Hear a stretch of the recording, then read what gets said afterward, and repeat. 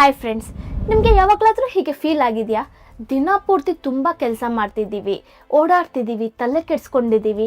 ಆದರೆ ರಾತ್ರಿ ಮಲ್ಗೋಕ್ಕೆ ಹೋಗೋವಾಗ ಒಂದೇ ಒಂದು ಪ್ರಶ್ನೆ ಕಾಡ್ತಿರುತ್ತೆ, ಇವತ್ತು ನಿಜವಾಗ್ಲೂ ನಾನು ಏನಾದರೂ ಅಚೀವ್ ಮಾಡೋದನ್ನ ಇಲ್ಲ ಸುಮ್ಮನೆ ಇದನ್ನ ಅನ್ನೋ ರೀತಿ.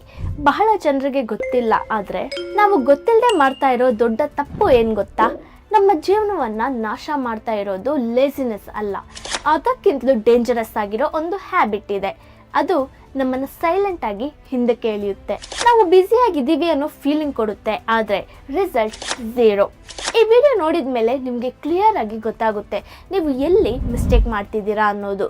ಆ್ಯಂಡ್ ಕಡಿಮೆ ಕೆಲಸ ಮಾಡಿ ಹೇಗೆ ಹೆಚ್ಚು ರಿಸಲ್ಟ್ ತಗೊಳ್ಬೇಕು ಅನ್ನೋ ಸೀಕ್ರೆಟ್ ಕೂಡ ಗೊತ್ತಾಗುತ್ತೆ.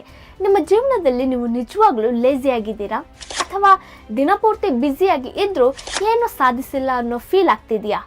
ನಿಮ್ಮ ಮನಸ್ಸಿಗೆ ಸತ್ಯವಾಗಿರೋ ಉತ್ತರ ಏನು ಅಂತ ಕಾಮೆಂಟ್ ಮಾಡಿ. ನಾವು ಚಿಕ್ಕ ವಯಸ್ಸಿಂದ ಕೇಳ್ತಾ ಬಂದ ಮಾತು ಏನು ಗೊತ್ತಾ? ಸಕ್ಸಸ್ ಬೇಕಂದ್ರೆ ಲೇಸಿನೆಸ್ನ ಬಿಡಬೇಕು, ಲೇಸಿನೆಸ್ ಜಾಸ್ತಿ ಇದ್ದರೆ ಜೀವನ ಹಾಳಾಗೋಗುತ್ತೆ. ಇವು ಎಲ್ಲವೂ ಅರ್ಧ ಸತ್ಯ, ಪೂರ್ಣ ಸತ್ಯ ಅಲ್ಲ.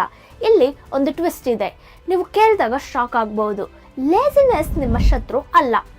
ಹೌದು, ನಿಜವಾದ ಸಮಸ್ಯೆ ಅನ್ಪ್ರೊಡಕ್ಟಿವ್ ಲೇಸಿನೆಸ್. ನೀವು ಗಮನಿಸೋದಿಲ್ಲ, ಆದರೆ ನೀವು ದಿನಪೂರ್ತಿ ತುಂಬ ಕೆಲಸ ಮಾಡ್ತಾ ಇದ್ರೂ ನಿಮ್ಮ ಬ್ರೈನ್ ನಿಮ್ಮನ್ನು ಮೋಸ ಮಾಡ್ತಾ ಇರುತ್ತೆ. ಅದು ನಿಮಗೆ ಫೇಕ್ ಕೆಲಸ ಕೊಡ್ತಾ ಇರುತ್ತೆ. ನಿಮಗೆ ಅನಿಸುತ್ತೆ ನೀವು ಪ್ರಾಡಕ್ಟಿವ್ ಅಂತ, ಆದರೆ ನಿಜದಲ್ಲಿ ನೀವು ಟೈಮ್ ಮತ್ತು ಎನರ್ಜಿನ ವ್ಯರ್ಥ ಮಾಡ್ತಿದ್ದೀರಾ.